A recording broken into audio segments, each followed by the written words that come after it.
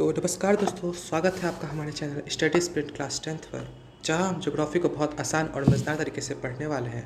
आज हम शुरू करने जा रहे हैं क्लास 10 ज्योग्राफी का पहला चैप्टर रिसोर्सेज एंड डेवलपमेंट। और इस चैप्टर का पहला क्वेश्चन से स्टार्ट होता है, आखिर रिसोर्सेज असल में होते क्या हैं और किस देश के पास बहुत सारे रिसोर्स नेचुरल रिसोर्स हैं और किस देशों के पास नहीं है। इस वीडियो में हम समझेंगे आखिर रिसोर्सेज के इस चैप्टर के बहुत सारे सब टॉपिक्स के बारे में। ऐसे है रिसोर्सेज क्या होते हैं, के टाइप्स कितने होते हैं, रिसोर्सेज प्लानिंग इन इंडिया क्या होता है, कंजर्वेशन ऑफ रिसोर्सेज क्या होता है, लैंड रिसोर्स क्या होता है, टाइप्स ऑफ लैंड रिसोर्स क्या होता है, land use pattern in India क्या होता है, लैंड डिग्रेडेशन एंड कंजर्वेशन क्या होते हैं, सॉयल क्या होता है, सॉयल इन इंडिया क्या होता है और सॉयल इरोजन्स एंड उसके मेजर्स समझेंगे आज।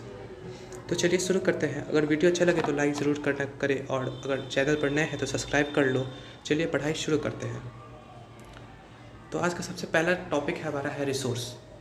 तो रिसोर्सेज का डेफिनेशन ही है everything which is available in our environment and which can be used to satisfy our needs provided it is technologically accessible, economically feasible and culturally acceptable can be termed as resource. मतलब resource एक ऐसा चीज़ है जो हमारे environment में जो हम provided है, जो टेक्नोलॉजिकली एक्सेसिबल है, इकोनॉमिकली फेसिबल है और कल्चरली एक्सेप्टेबल है। इसके बाद है interaction between nature, technology and institution resulted in the process of transformation of things into resources, and they transform the material available in our environment into resources and use them. So the utility factor is the key point of set. If resource, सबसे देखो resources के लिए हमें तीन main चीज़ चाहिए होता है। पहला तो होता है फिजिकल इन्वायरमेंट, उसके बाद होता है टेक्नोलॉजी और इंस्टीट्यूशन, और इन तीनों के साथ को जो यूज़ करते हैं वो तो ह्यूमन बींग्स, और ह्यूमन बींग्स यूज़ करके बनाते हैं रिसोर्सेज। जैसा कि आप इस फिगर में देख सकते हैं, आपको यहाँ फिगर में दिख रहा होगा। उसके बाद है हमारा next topic types of resources. अब रिसोर्सेज को मेनली चार चीज़ों के बेसिस पे क्लासिफाई किया गया है। पहला है on the basis of origin. Origin के बेसिस पे सबसे पहले बायोटिक और एबायोटिक रिसोर्स होते हैं। और दूसरा होता है on the basis of exhaustibility, जिसमें होता है रिन्यूएबल और नॉन रिन्यूएबल रिसोर्स। उसका तीसरा है on the basis of ownership. इसमें आपको 4 सब टाइप्स देखने को मिलेंगे: individuals resource, community owned resource, national resource and international resources. अब चौथा है on the basis of status of development. इसमें आता है 3 सब टाइप्स है इसके: potential resource, developed resource and reserve resources.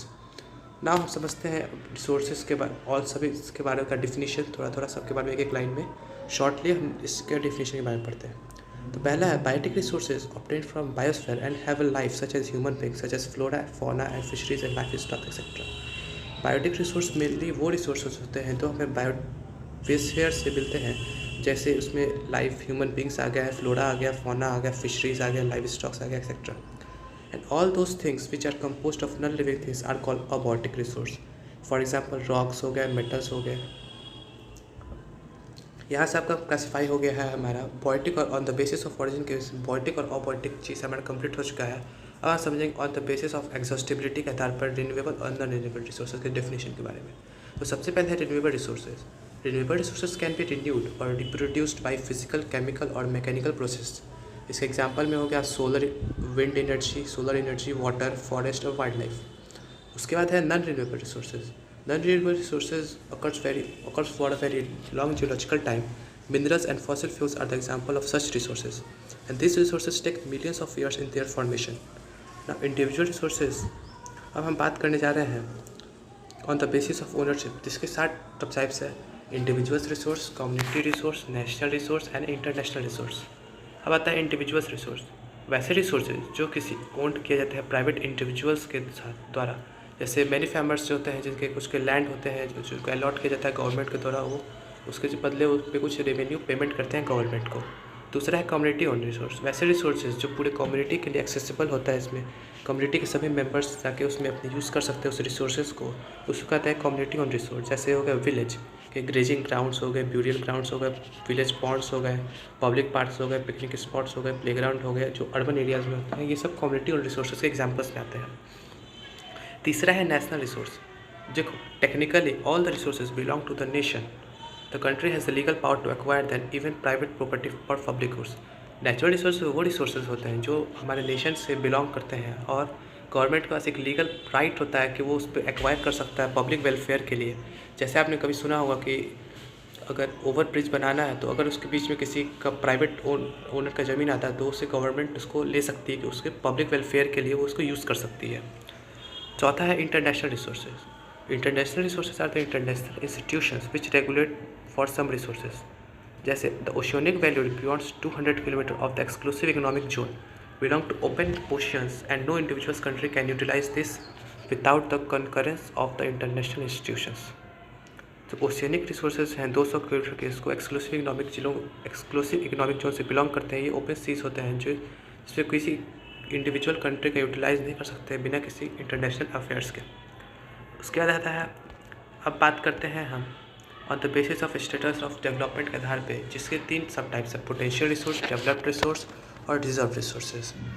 तो आता है पोटेंशियल रिसोर्स, वैसे रिसोर्सेज जो किसी रीजन में फाउंड होता है लेकिन उनका यूटिलाइजेशन नहीं हुआ, मतलब ऐसे रिसोर्सेज होते हैं जो मतलब एक जगह पाए जो जाते हैं लेकिन उसका यूटिलाइज नहीं किया जाता। जैसे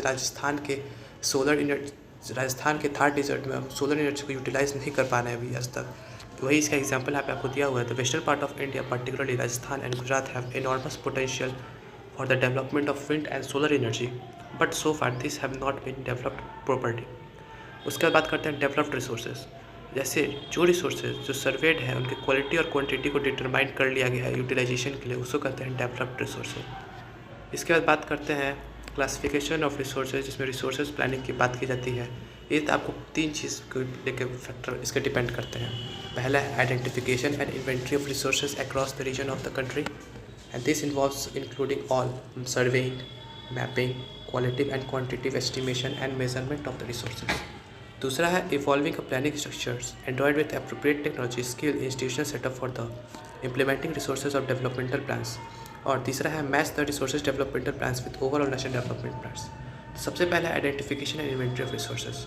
इसका मतलब है पहले हम रिसोर्सेज को आइडेंटिफाई करेंगे, उसके वहाँ पे सर्वे करेंगे, मैपिंग करेंगे और उसके क्वालिटिव और क्वांटिटिव एस्टिमेशंस के बारे में उस रिसोर्सेज का मेजरमेंट सारा प्रोसेस करेंगे।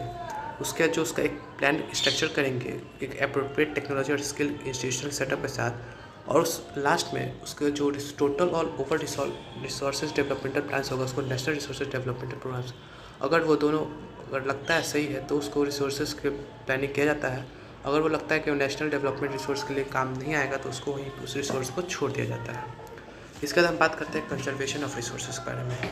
तो रिसोर्सेज कंजर्वेशन एट बहुत लेवल्स पे इम्पॉर्टेंट है, और गांधी जी ने एक स्टेटमेंट बहुत फेमस है कि there is enough for the everybody needs but not need for anybody's greed. इसका मतलब है कि रिसोर्सेज तो सबके लिए ज़रूरी है और लेकिन ये किसी एक व्यक्ति के लिए ग्रीड नहीं हो सकता है। इसके बाद हम बात करते हैं लैंड रिसोर्सेज के बारे में।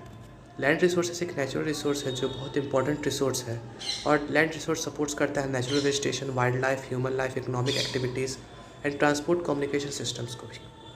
लेकिन land is asset of finite magnitude, therefore it is the important use to available land for the various purposes with careful planning. तो आप यहाँ देख सकते हैं लैंड यूटिलाइजेशन किस फिगर हुआ है। आप इस फिगर को चाहे तो आप स्क्रीनशॉट ले सकते हैं। इसमें 43% लैंड कवर हुआ है प्लेन्स के द्वारा, माउंटेन्स 30% लैंड कवर करते हैं, प्लेट्यूज 27% लैंड कवर करते हैं। इसके बाद हम बात करते हैं टाइप्स ऑफ लैंड रिसोर्सेज के। तो टाइप्स ऑफ लैंड रिसोर्सेज में 5 टाइप्स हैं। पहला है फॉरेस्ट, दूसरा है land not available for cultivation, जिसमें आता है आपको बैरन लैंड, वेस्ट लैंड्स, और दूसरा है land put for non agriculture use, जैसे बिल्डिंग्स हो गए, रोड्स हो गए, फैक्ट्रीज हो गए, एक्सेट्रा। तीसरा है अदर अनकल्टिवेटेड लैंड, जिसमें फैलो लैंड को एक्सक्लूड किया जाता है। तो उसका तीसरा का है पहला परमानेंट पास्चर्स और ग्रेजिंग लैंड्स, जैसे गाय के लिए जो खुला ज़मीन छोड़ दिया जाता है उसको कहते हैं परमानेंट पास्चर ग्रेजिंग लैंड्स। दूसरा है land under miscellaneous tree crops groves, जो नेट जोन एरिया में इंक्लूडेड नहीं होता है।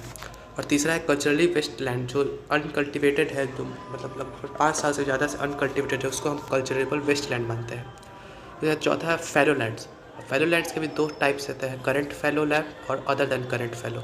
करंट फैलो वो होता है जिसको एक है उससे कम साल से एग्रीकल्चर ईयर से उसको छोड़ दिया जाता है, कल्टीवेशन नहीं किया जाता है, उसको कहते हैं करंट फैलो लैंड। दूसरा है अदर देन करंट फैलो, जिसको लगभग 1 से 5 साल के लिए अनकल्टिवेटेड छोड़ दिया जाता है, उसको कहते हैं करंट अनफैलो लैंड। उसका कहते हैं नेट सोन एरिया। तो नेट सोन एरिया का डेफिनेशन इंपॉर्टेंट है, area sown more than once in agriculture year plus net sown area is known as cross cropped area. Area sown more than once in agricultural area plus net sown area in known as grass cropped area। ये MCQ bill level में बहुत सारे question आते हैं और इसका one short definition में भी आता है आपका क्वेश्चन एग्जाम्स में। इसके बाद हम land use pattern in India के बारे में समझते हैं, जिसमें है लैंड यूज़ अवेलेबल जो है 93% लैंड टोटल है, because land reporting most in India है नॉट फुली। 93% अब तक सर्वे हुआ है लैंड का, क्योंकि टोटल लैंड का सर्वे नहीं हो पाया है। और तो लैंड अंडर परमानेंट पास्चर्स है वो बहुत डिक्रीज़ हुआ है, और फेलो लैंड जो है विदाउट कल्टिवेशन जो एग्रीकल्चरल ईयर है उसका आता है waste lands rocky arid and desert areas. Land put non agriculture includes settlements road railways industries. उसका आता है continuous use of land and over for long period of time taking without taking appropriate measures to conserve and manage it. इसके बाद हम बात करते हैं land degradation और कंजर्वेशन मेजर्स के बारे में। इसमें इसका कुछ पॉइंट्स है जो बहुत इंपॉर्टेंट्स होते हैं। पहला है there is about 130 million hectares of degraded land in India. And दूसरा है some human activities such as deforestation overgrazing mining and quarrying to have contributed significant in land degradation. Third है there are many ways to solve the problems of land degradation afforestation and proper management of grazing can help to some extent. चौथा planting of shelter beds of plants, control and overgrazing, stabilization to sand dunes or by growing thorny bushes and some of the methods to check land degradation in arid areas. Fifth है proper management of wastelands, controlling of mining activities, proper discharge or disposal of industrial and effluents and waste and after treatment can reduce the land and water degradation in industrial and suburban areas। आप इस data को देख सकते हैं जिसमें Indian Westland 2000 का data है, जिसमें 56% लैंड जो है वाटर इरोडेड है और 28% लैंड जो है फॉरेस्ट डिग्रेडेड एरियाज़ में आते हैं। सैलाइन 6% जो है सैलाइन एंड अल्कलाइन लैंड है, और विंड इरोडेड एरिया में 10% आपको विंड और इरोडेड एरियाज। इसके बाद हम बात करते हैं सॉयल एज अ रिसोर्स। अब सॉयल एक रिसोर्स की तरह क्यों काम करता है? इसको soil is the most important renewable resources in India. एक मोस्ट इंपॉर्टेंट रिन्यूएबल रिसोर्स है और it is the medium of plant growth and supports different types of living systems organisms on earth and this soil is a living system. एक medium soil जो है एक medium है plant growth का, बहुत सारे डिफरेंट ऑर्गेनिज्म को support करता है और इस सॉइल लिविंग सिस्टम को सपोर्ट करता है। इसके वेरियस फोर्सेस हो गए जैसे change in temperature, action of running water and wind and glaciers activities, decomposers extra contribute to the formation of soil. मतलब फॉर्मेशन ऑफ सॉइल के लिए change in temperature, actions of running water, wind, glaciers activities, decomposers contribute करते हुए formation के लिए। Chemical and organic changes in takes important place and in the soil are equally important. Soil consists of organic humus and inorganic compounds. Soil में various प्रकार के organic humus और inorganic materials पाए जाते हैं। आप इस फिगर को देख सकते हैं जिसमें आपको soil के सभी layers के बारे में दिखाया गया है। सबसे नीचे होता है rock soil। इसके बाद हम बात करते हैं classification of soil। अब classification of soil जो है उस basic factor पे responsible करता है, जैसे soil formation, colour, thickness, texture, age of the soil of India can be classified किया गया है। इसमें आता है alluvial soil, black soil, red and yellow soil, forest soil, arid soil and laterite soil. आगे चलते हैं और इस सभी रिसोर्सेज टाइप्स ऑफ सॉयल के बारे में बहुत ध्यान से पढ़ते हैं। सबसे पहले एलुवियल सॉयल। एलुवियल सॉयल के कुछ इंपॉर्टेंट डिफिनीशन और पॉइंट्स भी हैं, जिसमें entire alluvial point are made alluvial soil. तो नॉर्थन प्लेन का एंटायर जो नॉर्थन प्लेन है वो एलुवियल सॉयल से बना होता है और ये मेजरली फाउंड होता है ईस्टर्न कोस्टल प्लेन्स में, deltas of Mahanadi, Godavari, Krishna and Kaveri. ये बहुत फर्टाइल सॉइल होता है और ये एग्रीकल्चर पर्पज़ के लिए बेस्ट सॉइल माना जाता है। और जो रीजन्स होता है एलुवियल सॉइल्स का इंटेंसिवली कल्टिवेटेड होता है और डेंसली पॉपुलेटेड होता है। इसके बाद ये रिच पोटास, फोटिक एसिड्स और लाइम जो ग्रोइडल होते हैं ग्रोथ के लिए, शुगर केन, पैडी, वीट और other cereal crops, pulse crops के लिए रिच होता है पोटाश में। इसके बाद हम बात करते हैं ब्लैक सॉइल के बारे में। ब्लैक सॉइल ब्लैक कलर होता है इसलिए इसको डैगर सॉइल भी कहते हैं। ये कॉटन के लिए और ब्लैक कॉटन सॉइल के लिए बहुत आइडियल होता है। ये मेनली फाउंड होता है महाराष्ट्र, सौराष्ट्र, मालवा, मध्य प्रदेश, छत्तीसगढ़ और ये गोदावरी और कृष्णा वैलीज में भी पाया जाता है। ये मेनली मेड होता है एक्सट्रीमली क्लेली मटेरियल से और इसको वाटर होल्डिंग मॉइस्चर के लेवल कैपेसिटेड होता है। ये रिच होता है कैल्शियम कार्बोनेट में, मैग्नीशियम, पोटास और लाइम्स में। इसके बाद हम बात करते हैं laterite soil. Laterite soil develops करता है हाई टेम्परेचर और हेवी रेनफॉल में। ये मोस्टली फाउंड होते हैं कर्नाटका, केरला, तमिलनाडु, मध्य प्रदेश और hilly areas of Odisha and Assam. ये लो ह्यूमस कंटेंट होता है because of decomposers like bacteria which get destroyed due to high temperature. High temperature का ये लेस ह्यूमस कंटेंट होता है, जो बैक्टीरियाज होते हैं। इसके बाद हम बात करते हैं arid soil. Arid soil mainly found होता है वेस्टर्न पार्ट ऑफ राजस्थान में। After proper irrigation this soil becomes uncultivated. अगर इस पर प्रॉपर इरिगेशन किया जाए तो ये कल्टिवेबल हो सकते हैं। ये मेनली लैक्स ऑफ ह्यूमस होते हैं और मॉइस्चर होते हैं because of dry climate, high temperature and makes evaporation faster. Salt content is very high and A common salt is obtained by evaporating the water. अब इसके बाद हम बात करते हैं फॉरेस्ट सॉइल। ये मेनली फाउंड होता है हिली और माउंटेनियस एरियाज में, जहाँ पे सफिशिएंट रेन होता है और फॉरेस्ट में अवेलेबल होता है। इसके फीचर्स बेस्ड होते हैं लोकेशन पर डिपेंड करते हैं। लूमी और silty valley sides upper course grain में अपर स्लोप्स होते हैं और silt in lower parts of the valleys particularly of the river terraces are alluvial fans are fertile भी होते हैं। इसके बाद हम बात करते हैं नेक्स्ट टॉपिक के बारे में, सॉइल इरोजन और सॉइल कंजर्वेशन। तो पहला है नेचुरल वेज है सॉइल इरोजन का। पहला है तो विंड हो गए, ग्लेशियर्स हो गए and water lead to soil erosion. दूसरा है ह्यूमन एक्टिविटीज़। ह्यूमन एक्टिविटीज़ में आता है आपको deforestation, over grazing, construction and mining etcetera, जो कंट्रीब्यूट करता है सॉइल इरोजन में। अब इसको हम कैसे सॉइल इरोजन को मेजर्स को कंट्रोल कर सकते हैं। पहला है स्ट्रिप क्रॉपिंग मेथड। दूसरा है plant shelter beds in the hilly areas using control bluffing और टेरेस फार्मिंग। इसके बाद हम बात करते हैं इस चैप्टर के एंडिंग का। और तो आपको ये चैप्टर कैसा लगा? तो दोस्तों आपको ये हमारा आज का चैप्टर रिसोर्सेज एंड डेवलपमेंट कैसा लगा?